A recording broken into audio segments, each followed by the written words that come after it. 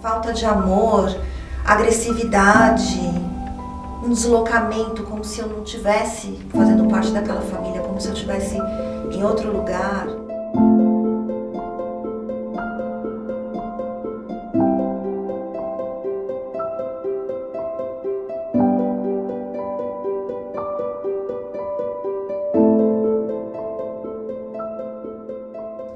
Eu descobri o que acontecia comigo tem uns 4 meses e meio mais ou menos, numa publicação de um dos grupos no Facebook que são direcionados para filhos e filhas de pais abusadores. Era um texto, o título do texto era alguma coisa sobre feridas que não curam, feridas na alma, alguma coisa assim. E de repente eu bati e abri o texto e falei, nossa, isso tem sentido. Logo, acho que uns 2 dias depois, apareceu também no meu Facebook um outro texto semelhante. E aí eu abri, nesse segundo texto eu fui procurar de onde estava saindo isso, qual que era o Facebook que estava saindo, e aí eu tirei contato desses grupos. E aí comecei a ver os depoimentos, os comentários, o que o pessoal passava, e falei, gente, é isso que acontece comigo, é isso, é exatamente isso. Depois de 53 anos de idade, eu descobri o que acontece comigo, finalmente. Era uma sensação ruim, falta de amor, agressividade, um deslocamento, como se eu não estivesse fazendo parte daquela família, como se eu estivesse em outro lugar, como se fosse uma coisa estranha mesmo. A minha, o meu sangue, a minha dinâmica, da onde eu tinha nascido, como se fossem pessoas estranhas. Era um deslocamento total. Desde muito pequenininha, eu já percebia que a minha mãe tinha umas atitudes estranhas.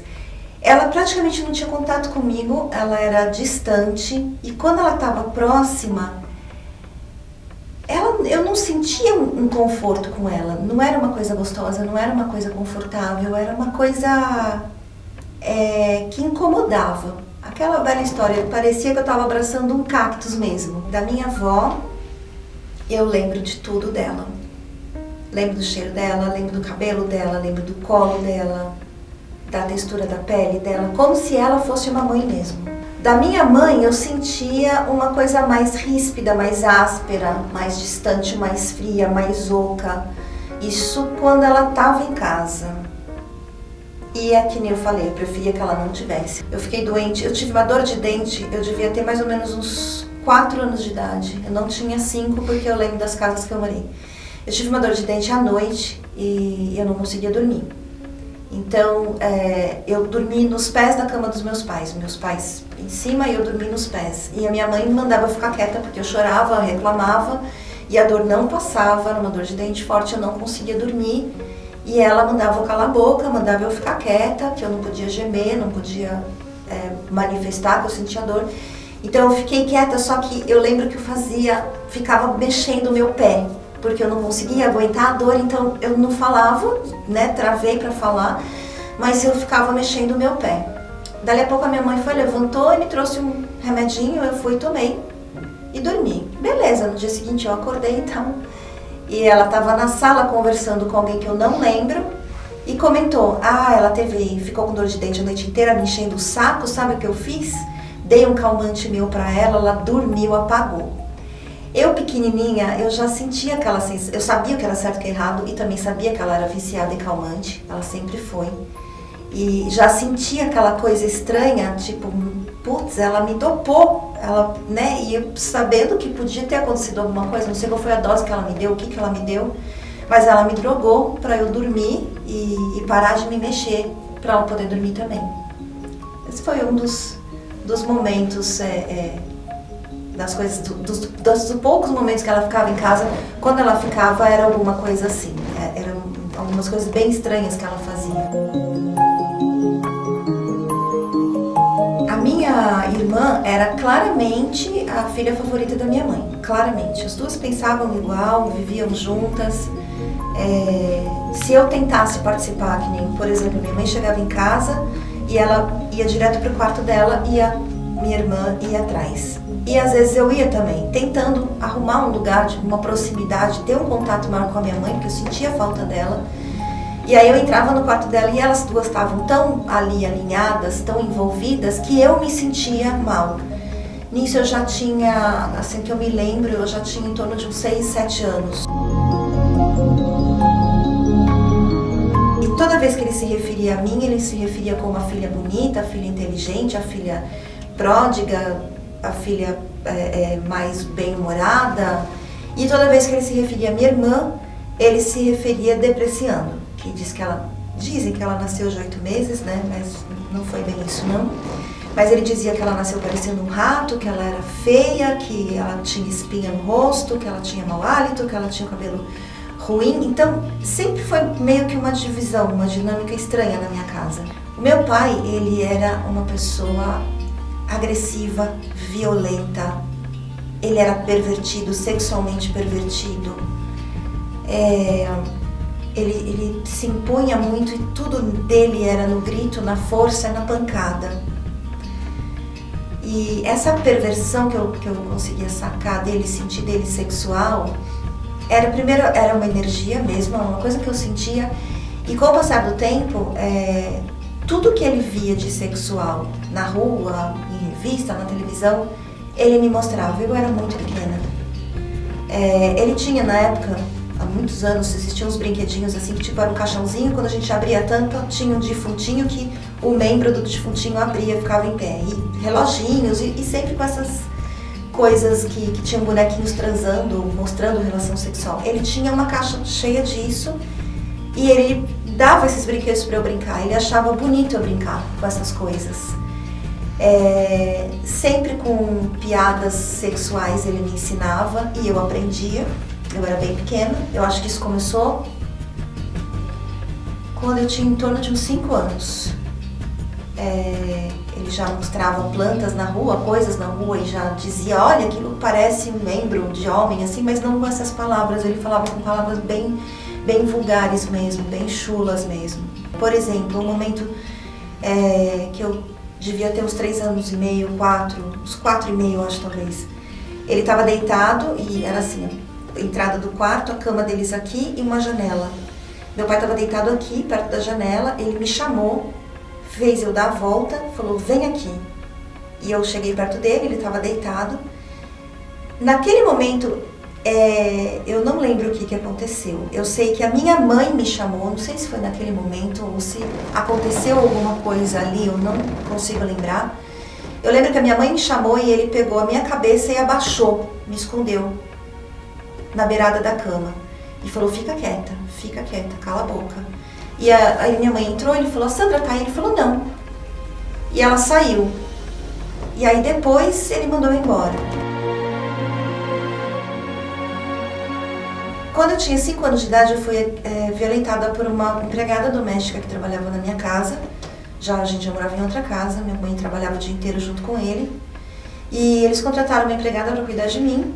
E ela pegou um vizinho que tinha 1 ano a menos que eu, levou pro quartinho dela dos fundos e ela violentou nós dois, com posições sexuais, mexeu em mim, mexeu nele, fez com que ele mexesse em mim, fez com que eu mexesse nele.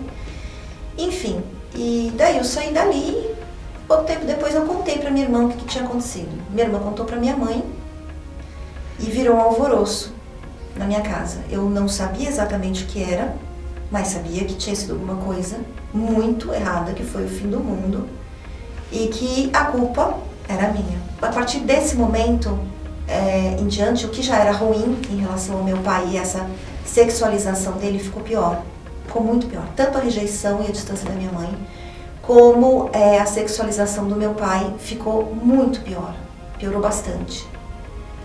E em torno assim, de uns 9 anos, 10 anos de idade, meu pai tinha a mania de ficar apertando as partes íntimas da gente, tanto minha quanto da minha irmã. Então a gente estava lavando louça, ele chegava, apertava, passava a mão, a gente gritava, doía porque ele machucava. Minha mãe sabia e dizia que era brincadeira dele e ia levando, ficava a coisa levando. Muito tempo depois é que eu vim entender essa linguagem e esse brilho dos olhos que ele tinha, né? Que, de uma certa forma, através disso, ele me dava um lugar na família e era a única pessoa que me deu uma posição naquela família. Porque a minha irmã rejeitava, minha mãe também. Minha avó me acolhia, mas eu precisava do acolhimento da minha mãe, né? Era minha mãe que eu queria junto comigo, fazendo o que a minha avó fazia, e eu não tinha.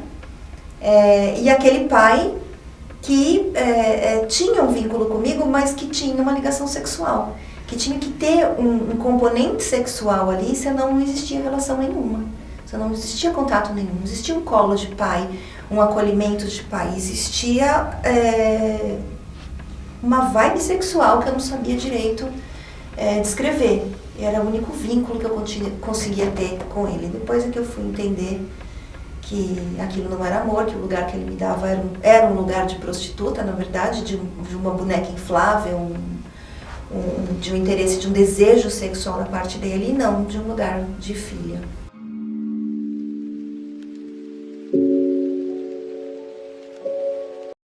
Toda a violência física mais marcante, ela vinha através do meu pai.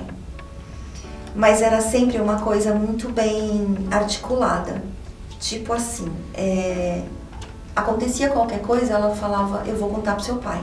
Quando meu pai chegava, ela virava assim, eu vou contar pra você o que a sua filha fez. E aí ela contava e muitas vezes não era aquilo que tinha acontecido, aliás, na maioria das vezes. E ela aumentava as coisas e fazia com que o meu pai me agredisse. Então era ali onde o meu pai me espancava, me puxava pelos cabelos, me apertava, me deixava marcas e ela ia orientando, né? Tinha momentos que ela chamava ele de Cid, ela falava, Cid, só do pescoço para baixo, no rosto não. Porque quando ele voava em cima, ele voava feito um monstro. E ele pegava aonde ele tinha que pegar. Teve uma vez que ela chamou a atenção dele, porque ele me pegava muito pelos braços e me suspendia na parede. E ficava comigo segurando lá e me apertava até eu confessar o que eu não tinha feito. E no que normalmente era feito pela minha irmã ou inventado pela minha mãe. Então eu ficava ali o máximo de tempo que eu conseguia, porque eu também não ia assumir uma coisa que eu não tinha feito.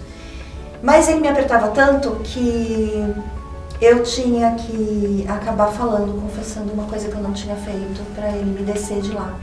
E aí eu lembro que eu ficava com os braços todo roxo, cheio de hematoma. E eu acho que, não sei se alguém comentou com a minha mãe, aí ela começou a orientar ele para que me agredisse e falou, olha, ela tá ficando com os braços muito roxos. Cuidado quando você for bater nela, cuidado para não deixar a marca roxa. Então aí era cabelo, bater muito a minha cabeça na parede, no corpo, nas pernas.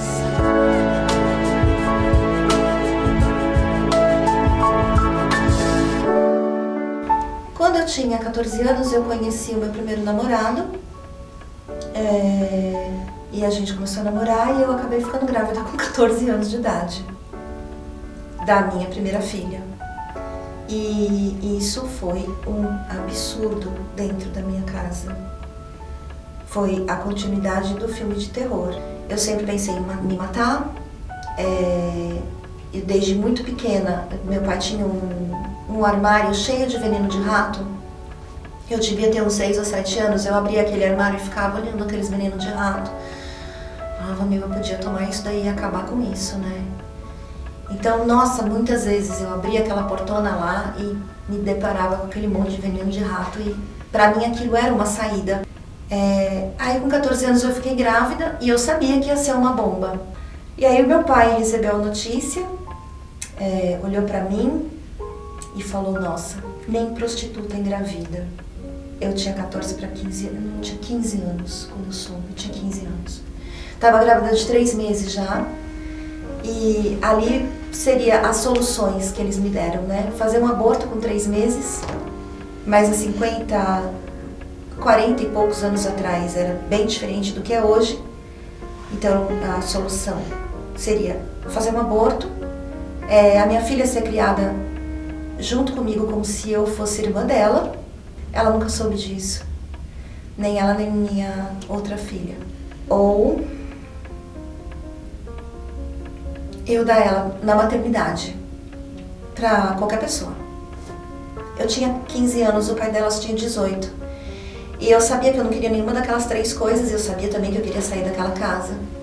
E que talvez essa fosse a deixa para eu me livrar daquilo.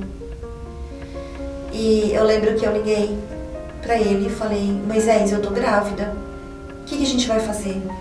Ele virou para mim e falou assim: vamos casar. Eu falei: tá bom, vamos. E aí eu sugeri a 4ª opção, e que foi feita, da gente se casar. Já era tida como lixo, era tida como o lixo e o problema, porque eu tinha ficado grávida, e isso era jogado na minha cara todos os dias. Era jogado na minha cara que eu tinha acabado com a minha vida, porque eu tinha um filho na barriga, como se filho fosse a pior coisa do mundo, e como se ali eu tivesse acabado com a minha vida. Para mim, a descrição, sua vida acabou porque você tá com um filho na barriga. E eu acreditava nisso. E minha mãe me levou um dia nas casas pernambucanas da Vila Mariana e pediu para a vendedora arrumar uma calça de gestante para que eu experimentasse, mas que a calça não era para mim não, que era para a empregada dela que estava grávida. Mas como a gente tinha o mesmo corpo, como se a vendedora fosse burra também, né? A gente tinha o mesmo corpo, então eu ia experimentar, que era para a empregada dela. Eu estava fazendo essa caridade para a empregada de meu uma calça de gestante. Minha mãe tinha um restaurante, uma rotisserie. Eu trabalhava na parte da frente, fui trabalhar nos fundos porque eu tinha uma barriga. Nos fundos ela pedia para eu arrastar saco de batata de 20 quilos e virava para mim e falava: quem sabe a bolinha desce. A bolinha em questão era minha filha. E isso foi até eu casar. Em novembro nós casamos, acho que foi dia 21 ou 22 de novembro a gente casou. Fizeram um almoço, porque aí eu já estava legalizada, podia aparecer. Fizeram uma desgraça de um almoço.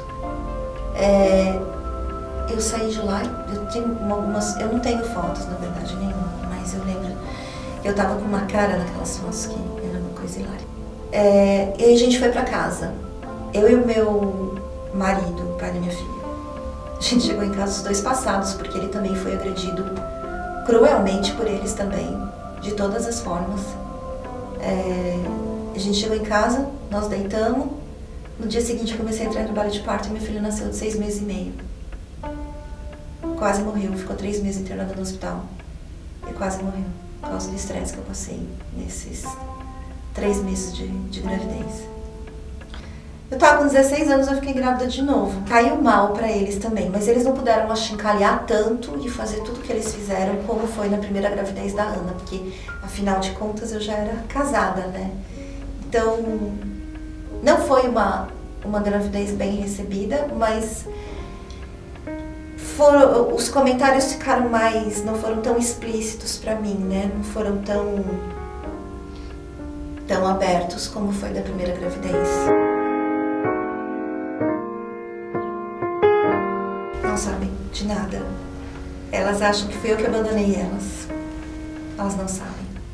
Elas acham que elas foram bem-vindas pelos meus pais, pela minha família. E, em tese, foram eles que criaram elas. Depois que eu tava com elas, eu tava com a minha filha mais nova. Acho que ela nem andava ainda. A Elis nem andava. Foi antes dela ter 1 ano de idade. Eles começaram a pressionar muito a mim para que eu me separasse do pai das meninas. Eu gostava dele. A gente tinha uma relação legal, até mesmo a gente sendo jovem, eu gostava dele, ele gostava de mim, até que eu resolvi me separar dele, mesmo gostando dele. De tanto a família me encheu o saco e eu com uma necessidade de aprovação, né, de que minha família me aprovasse, me aceitasse, eu acabei me separando dele. Não porque eu quis. Não tenho. Não. Os meus pais tiraram elas de mim, né? Quando isso aconteceu, eu falei, gente, que absurdo, né? Como que isso aconteceu comigo? Eu tinha maior vergonha de falar que eu passei por isso na minha vida. Quando eu fui para os grupos, eu vi que é uma coisa comum, que os pais narcisistas fazem manobras e eles tiram mesmo os filhos da coitada da filha. É impressionante, tá cheio de caso parecido com o meu. Eles tiraram, eles inventaram. Eu fugi deles uma época, levei as meninas e achei que realmente eu ia poder ter uma vida tranquila, porque eu fugi, não deixei recado, não deixei endereço nem nada. Meu pai, acho que deve ter contratado um detetive na época, me acharam, foram no fórum de Caieiras, que eu morava em Caieiras na época, e eu estava na minha casa e de repente apareceu um oficial de justiça, polícia militar, com um mandato do juiz, não sei se era uma liminar, que porcaria de papel era aquele, dizendo que eu tinha que entregar minhas filhas, e eu entreguei. Eles levaram minhas filhas de mim. Eu tinha um namorado na época, terminei o namoro, fechei a casa, vim para São Paulo, comecei a me prostituir. E assim foi durante um bom tempo da minha vida. Depois eu conheci um outro cara, fui morar com ele. A minha mãe chegou pra mim e falou que estava cansada de ficar com as minhas filhas, porque eles queriam sair, elas eram pequenas e tal. Falei, que bom, tá cansada? Então tá, me dá aqui. Peguei minhas filhas de volta. Passei até a minha mais velha fazer 13 anos. A mais velha tinha 13, a mais nova tinha 11.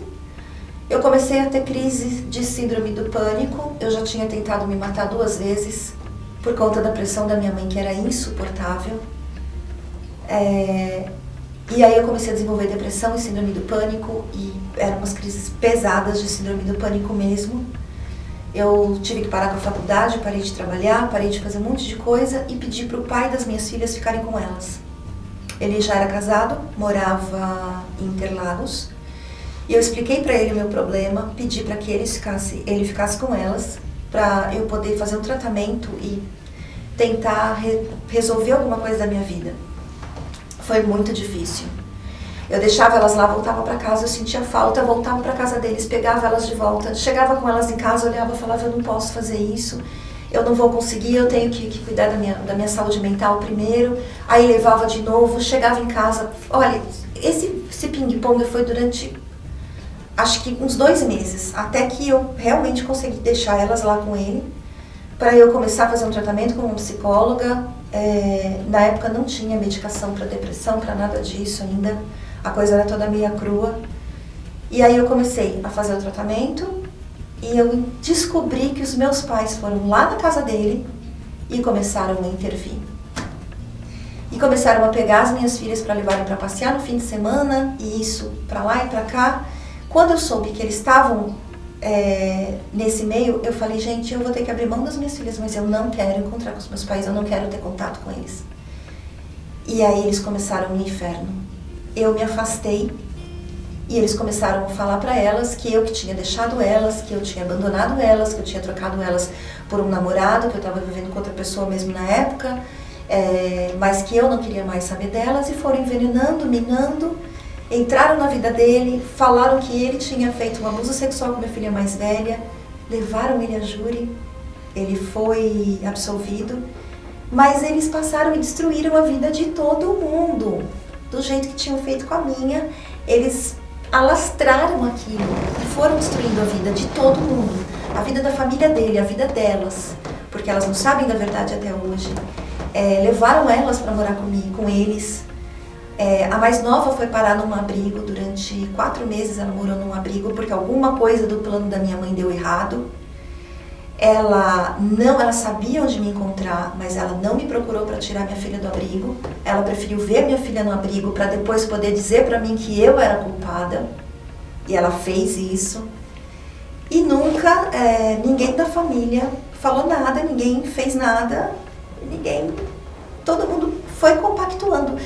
Apesar da família ter se excluído deles e ter ficado só o meu pai, a minha mãe, a minha irmã e o marido da minha irmã também foi envenenado, o resto da família, ao perceber esse movimento todo mundo foi saindo fora. Mas eles foram manipulando todo mundo e levaram elas para morar com eles, e a vida inteira delas, elas ouviram a história que eles contaram.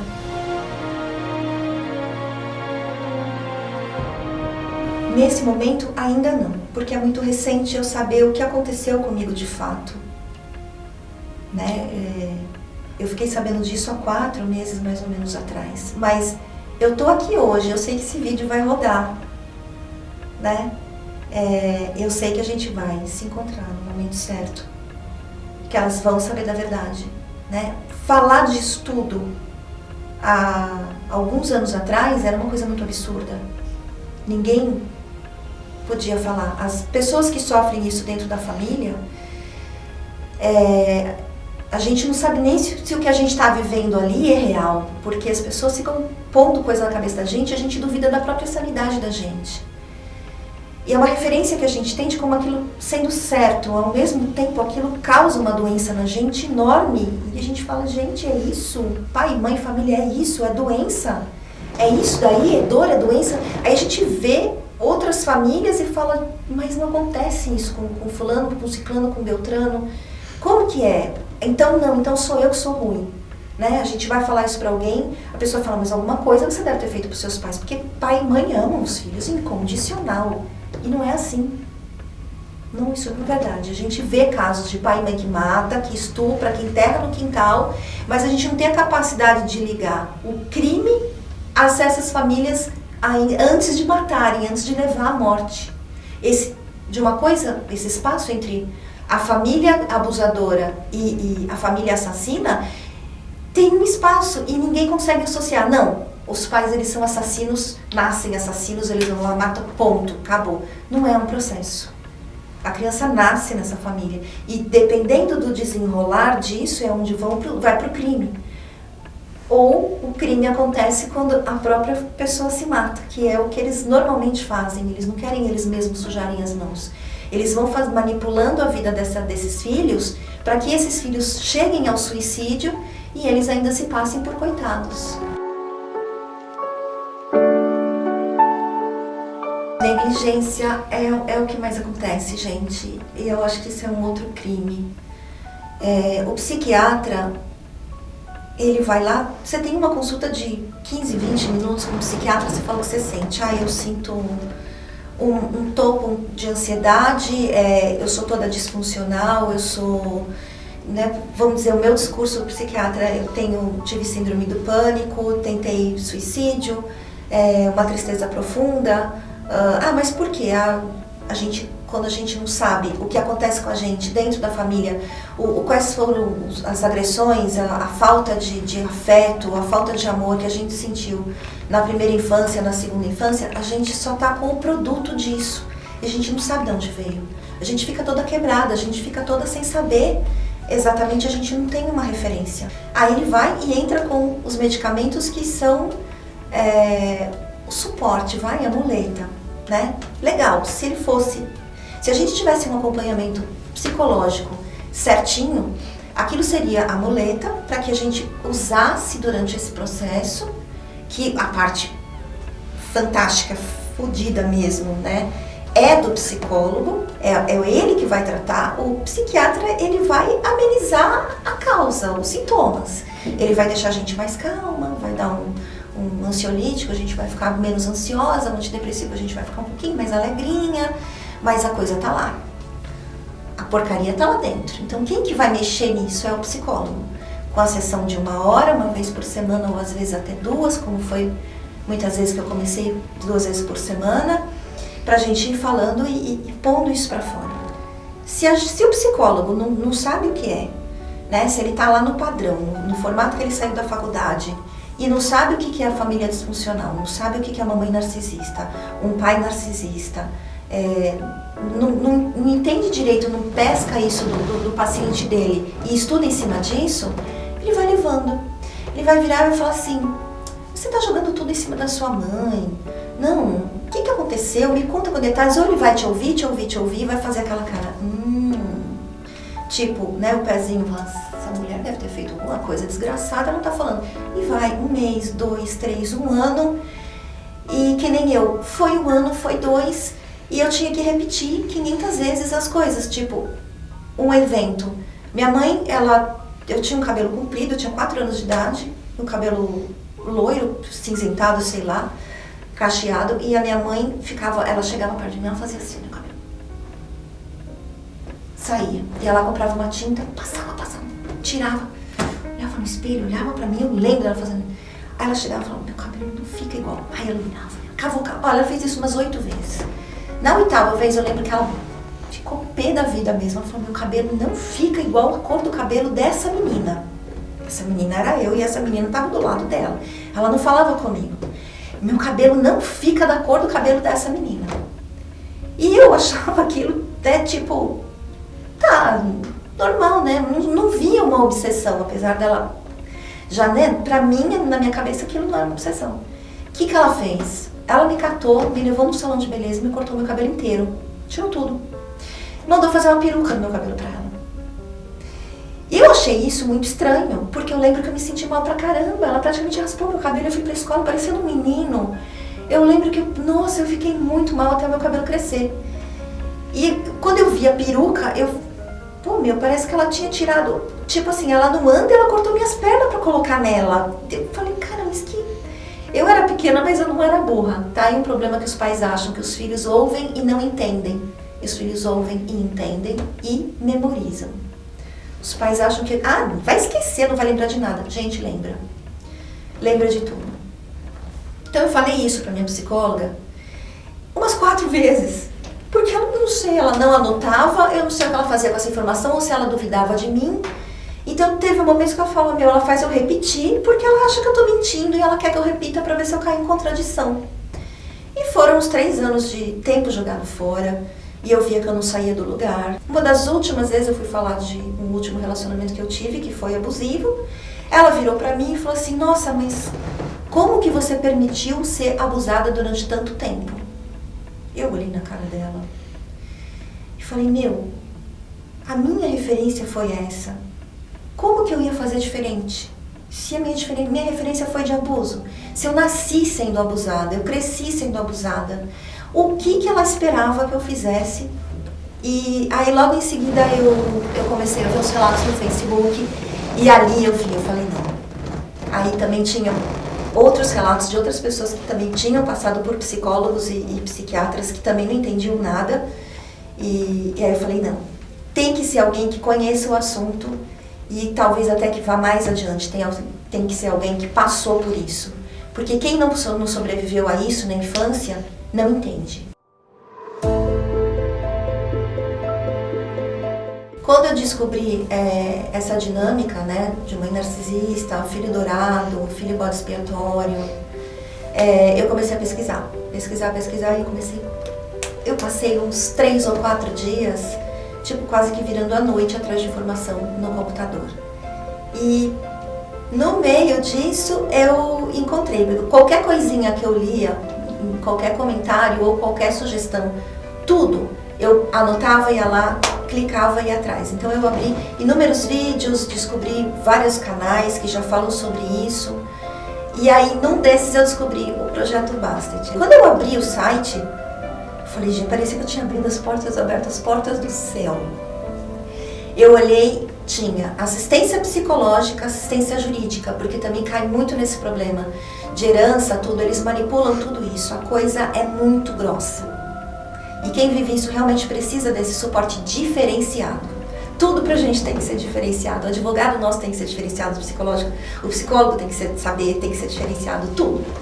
Aí eu abri o site, tinha assistência jurídica, psicológica, tem outros tipos, tem acupuntura, tem massoterapia, tem mesa radiônica, que eu já fiz e foi, nossa, maravilhoso. Tem um monte de coisas, uma parte holística, outra parte que não é. Eu abri assim e falei, gente, não tô na terra, tô no céu. E aí fui vendo todos os serviços e falei, nossa, eu vou tentar. Falei, queira Deus que eu consiga um horário. Eu consegui a triagem, consegui um horário e venho fazendo. Aí eu tô fazendo as sessões com a psicóloga, com a Andrea. Fiz, por indicação dela, uma mesa radiônica com a Nereide. Eu defino essa mesa assim, eu entrei uma pessoa nesse trabalho com a Nereide, indicado pela Andrea, e saí outra pessoa. E ainda continuo passando por esse processo de transformação.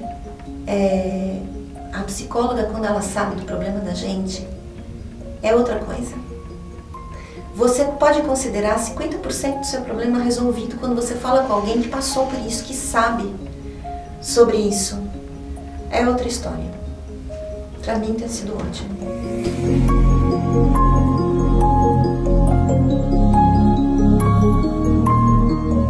Tem saída. Primeira coisa que eu acho que a gente se depara é com o estado de negação, quando a gente sabe de uma coisa dessa. Eu já sabia que tinha uma coisa muito errada, mas eu ainda tinha muitas dúvidas. No momento em que abriu a verdade, para ver que isso é uma patologia, a mãe narcisista, o pai narcisista não tem cura, não vai mudar, não muda. A culpa não é sua, a culpa não é minha, o defeito não está na gente. Então acho que a primeira coisa é a gente se conscientizar disso, nem que você demore, sabe, sei lá quanto tempo, mas vai atrás de informação para você saber que a culpa não é sua e que esse problema não tem cura.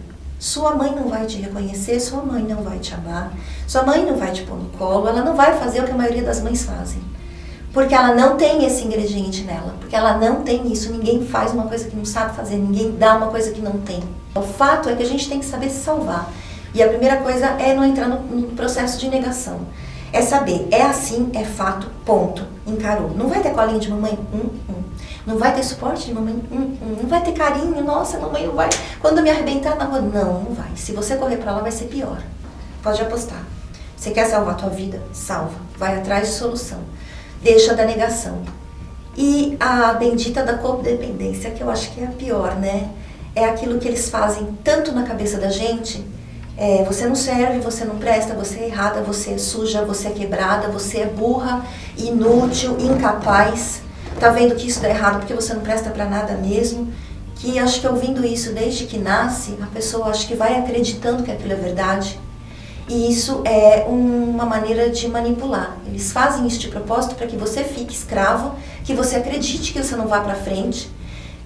Aí você continua sendo o bode expiatório e o saco de pancada deles. Eles querem o saco de pancada, eles não querem se livrar disso. Eles precisam desse filho saco de pancada. Então eles vão enfiar tudo que puder em cima dessa pessoa para acreditar que ele realmente não presta, para que ele nunca saia disso. Porque se sair, quem vai levar pancada? Quem vai ser o saco de pancada deles? Quem vai ser o depósito de lixo deles? Pensa nisso. Então eles precisam que a gente realmente acredite e fique. Então, precisa acreditar. Primeiro saber, né, raciocinar e saber dessa sacada. Tem que ter uma inteligência, jogar uma luz ali pra gente saber qual é o mecanismo da coisa e pular fora. Parece que eu tô entrando no meu corpo, na minha vida, e sabe quando a coisa vai toda? Entrando do jeitinho que você calça um sapato do seu número e dá certinho. É assim que eu tô me sentindo com a minha vida. Tô me ajustando na minha vida. Tá tudo ficando bonitinho, não tá sobrando espaço nenhum, não tá nada apertado, a coisa tá indo. Tá sendo muito legal. Começar a viver com 53, quase 54 anos de idade. Começar a experimentar o que é a vida saudável de verdade. Que eu não sabia, nunca soube o que é isso. Meu nome é Sandra Guiar. Eu tenho 53 anos, tenho 4 filhos e eu sou uma sobrevivente.